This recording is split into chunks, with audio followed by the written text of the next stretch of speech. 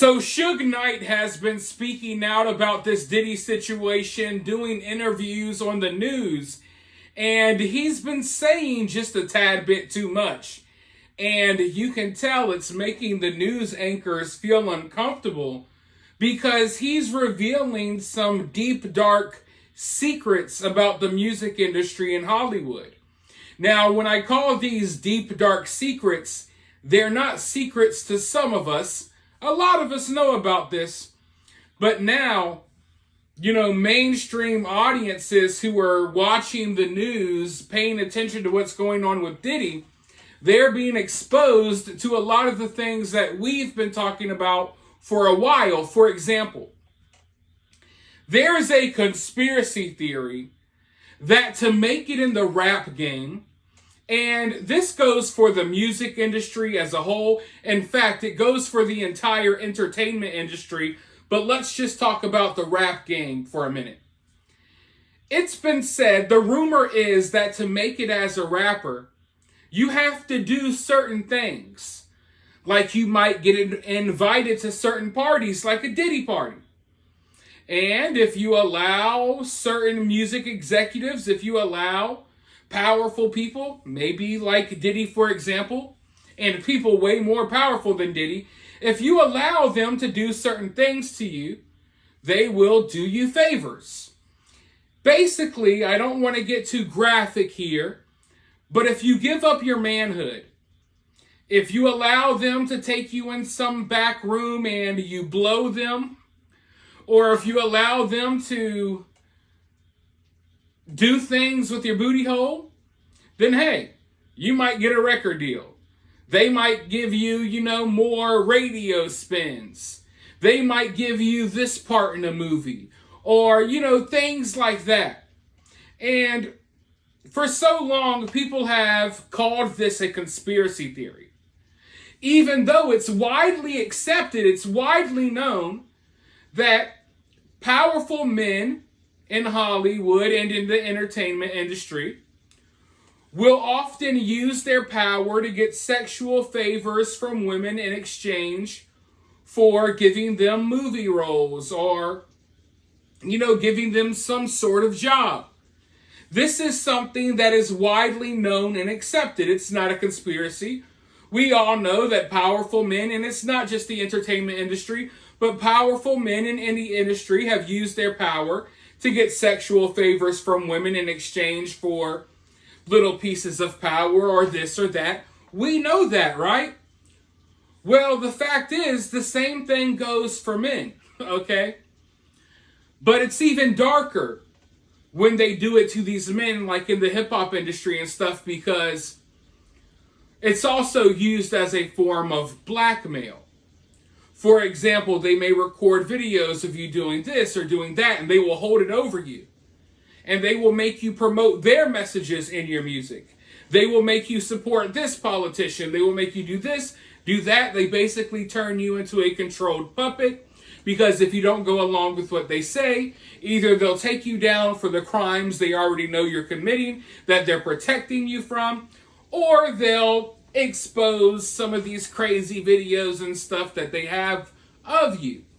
So this is a conspiracy theory that has been talked about for years. And everyone, there are those of us who knew this to be true, who believed these things, because listen, there's plenty of people who have spoken out about it. But there's also the group of people who think everything's a big conspiracy, none of this is really happening. Well, Suge Knight is openly talking about this in these interviews that he's doing about Diddy, okay? And who would know better than Suge Knight himself? But before I go any further, let's go ahead and roll another chunk of this interview that he recently did, and then I'll be right back with more thoughts. Hey, I'd like to say this too real quick. You got a woman that works for you who's really incredible. You don't find too many people. I thought you were about to implicate her in the investigation. I'm just glad you're not implicating Dusty in the investigation, Suge, because I can't take that. She's not in the investigation. All right, but what I want to do for her is, I got to do this for her, but I want to turn her on to this clothing line called Girls Mondays to Sunday. girl Monday to Sunday, and I'm definitely gonna look out for it because I buy a lot of for a lot of people from that place. But look, what I was basically trying to say is this: I respect your show and respect what you're doing, but the most important thing is there's got to be a solution, because this has been going on in the industry for a whole bunch of years, for decades. And at the same time, you know, nobody wants this to be true, and it shouldn't have to be true. But if we don't fix it and do something about it, history will constantly repeat itself. Now, Suge, you said something early on that I want to get clarification for the audience, Suge. You said early on, you can't just look at Diddy in isolation. You said this was done to him. He learned from others, and it was done to him, and then he did to others. To me, that sounds like what I hear when people are talking about abusive situations, you know, hurt people, that someone was sexually abused, they wind up being a perpetrator. Is that what you're suggesting about Sean Combs, that he was sexually abused and he now sexually abuses? Yeah, I think that's absolutely right. I think he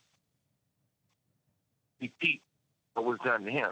And like I said, if you look at Russell Simmons, you know the truth. Andre Rail, you know the truth. Clyde Davis, you know the truth. Jimmy Iovine, you know the truth. So there's not certain things that all of a sudden you got this. The industry is a quick business. It's been like that for a long time. And the casting couch is real, but it's for women and men. But far from all that, I think the most important thing is I feel like they should let Puffy tell his truth. I'm quite sure he's going to expose a lot of people. I'm sure he's going to move forward with it. But I don't think it should be a situation like the Epstein thing where they found him hanging from the ceiling of dead before the truth come out. Do you believe I think that the truth needs to be... Do you believe that Diddy is in danger in prison? And do you have advice for him based on what you just said? Well, the first advice I have, I don't ever want to say he's in danger, and neither should he say that. Because once he gets to the point where they feel he's going to be suicidal to himself, harmful to himself, once they put him on suicide watch, you have the rights to nothing. No socks, no drawers, no T-shirt, no blanket, no sheets. You so naked in a cell as a crazy man. So he definitely don't want to do that. And the other advice I would tell him, you know, maybe he should get on the Jewish diet. Because the kosher meals is way better than the food somebody else is making for you. At least they're going to come hot. They're going to come sealed, and you got to be the one to open them.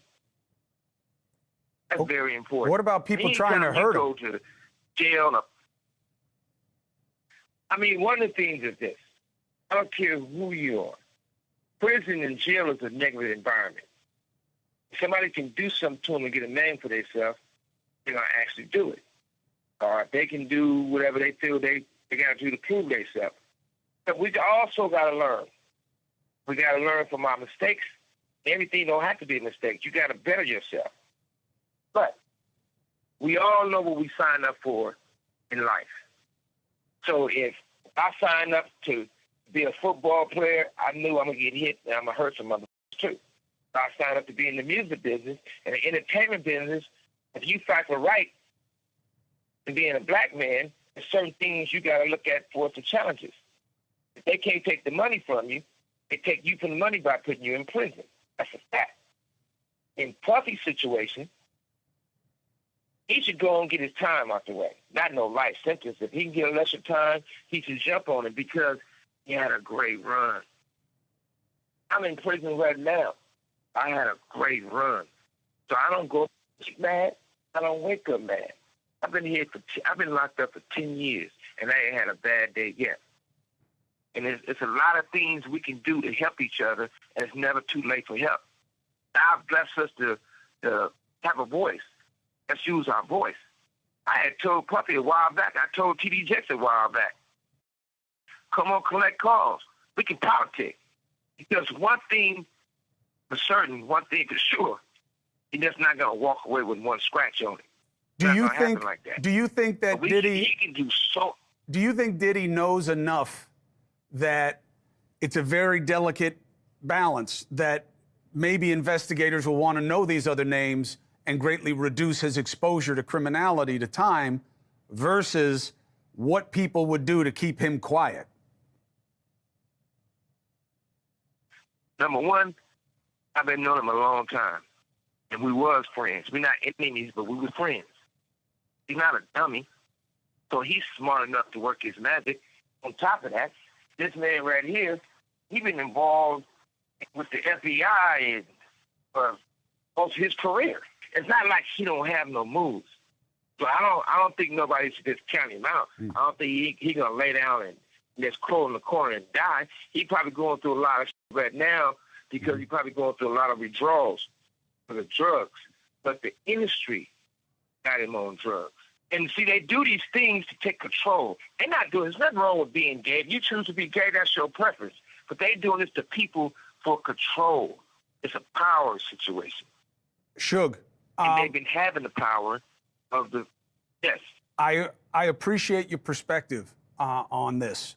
And I just want to get something very clear, because if what you're saying is true, and I'm not questioning your credibility, I can't assess it. I don't know. So right. Then he's got people who are the biggest names in the business who helped him. I ain't trying to cut you off, but if any of those people I mentioned don't have no drinks and don't do no powder with, you'll find out. And I don't want you to be right. Well, listen. I mean, look, the job is to ask questions of people in power. They answer how they choose. You see how Chris Cuomo gets? You see how he gets when Suge Knight starts bringing up this stuff? You see how uncomfortable he acts? Now, really think about it. Use your noggin. We're here having a conversation about Diddy. You want to talk to Suge Knight, you're questioning him about the music industry, you're questioning him about Diddy. We know what Diddy's been accused of. So why all of a sudden when you mention some of the darker stuff happening in the music industry, why does that make you uncomfortable? Right? Shouldn't what Diddy's being accused of make you uncomfortable? It's kind of the same conversation. Oh, Diddy did this to this person, did that to that person, right? It's the same conversation. But you don't feel uncomfortable talking about that. But when Suge Knight starts talking about, hey, you gotta do some of this, he says straight up, I ain't got nothing against gay people. You can be gay, whatever. But hey, in the music industry, sometimes they make men do this gay stuff in order to have some type of control and power over them. Then they pump them full of drugs and do all of these things, and they kind of control them like a puppet. He's basically telling you the system. It's a system that Diddy went through. It's a system that Diddy learned from others, and now Diddy is doing the same thing. And the next generation will do the same thing. Unless someone steps in and stops this because, it's obviously a trend. You're the victim, then you become the victimizer. And it happens over and over and over again. So the conversation about Diddy, it has to be a bigger conversation. But they don't want the bigger conversation. They want us focused on Diddy, but the conversation is way bigger than Diddy. Because even if you want to talk about what Diddy's being accused of, okay, well, who was he supplying all of these people to? Who is he going and finding these women and these men for? To supply, who was he supplying, these people to? All of the things they're accusing him of, it's not like Diddy's throwing a big party by himself. What about everyone else partaking in this? But right then and there, as soon as Suge Knight starts bringing up this stuff, people get uncomfortable. And it's because these people, Chris Cuomo, I'm not here to say anything against him. Feel about how you can feel about him, however you want to feel about him. But I think that he's well aware of what people have talked about when it comes to the music industry in Hollywood. Don't act all dumbfounded, because that's when I think that that's what I view that as a red flag. When you sit here and act like you're, oh my God, what do you mean? What's going on? We know what's talked about. Everyone knows, well, not everyone, but most people know about these theories that have been out there. So I don't know. Why are you going to feel uncomfortable now when you weren't uncomfortable talking about basically the same thing when it pertained to just Diddy. But I'm sure more people are going to be speaking out, and slowly but surely, all of these things that were labeled a conspiracy will now just be mainstream news. And that's what we're watching right now. We were told, oh, it's a big conspiracy that Hollywood and the higher-ups in the music industry were doing all of this wicked stuff, right? All the crazy Hollywood parties, all the satanic stuff. Oh, that's a big conspiracy, but now it's just, oh yeah, it turned out to be true. We'll just blame Diddy for everything and act like no one else took part in it. That's kind of what we're witnessing happening right now. Another conspiracy theory proven to be true. And they're trying to shut it down from being a bigger conspiracy because they just want you talking about Diddy instead of everyone else that's involved. Because guess what? It's everyone. It's your favorite singer. It's your favorite rapper. It's your favorite actor. It's your favorite famous person who you stan. It doesn't matter. They're all wrapped up in it. But for now, wrap yourself up down in the comments below. Let me know what you think. While you're down there, hit that thumbs up, hit that subscribe, ring that notification bell. And I'll talk to you all very soon in the next one.